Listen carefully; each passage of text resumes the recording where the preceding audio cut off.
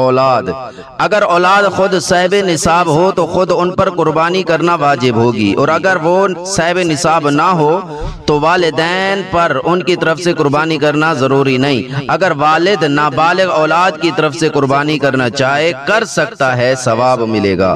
اولاد کی طرف سے قربانی کرنا، ماں باپ کے لیے اولاد کی طرف سے قربانی کرنا واجب نہیں ہے۔ مثلا کسی اولاد میں 10 افراد ہیں اور سب ایک ساتھ رہتے ہیں، باپ کی زندگی میں صرف باپ پر قربانی واجب ہوگی، یعنی اپنے نام سے قربانی کرے گا، اولاد کے نام سے نہیں۔ اگر اولاد بالغ ہے اور سب مالدار صاحب نصاب ہیں تو اس صورت میں ہر ایک پر ضروری ہوگا کہ ایک ایک حصہ قربانی کرے۔ اگر باپ اولاد کی طرف سے اولاد کی اجازت سے ان کی قربانی کرے گا تو ان کی قربانی بھی ادا ہو جائے گی اور والد کو ثواب ملے گا۔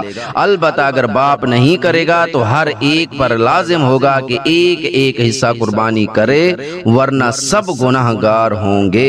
اگر اولاد نابالغ ہے تو ان پر قربانی واجب نہیں ہے۔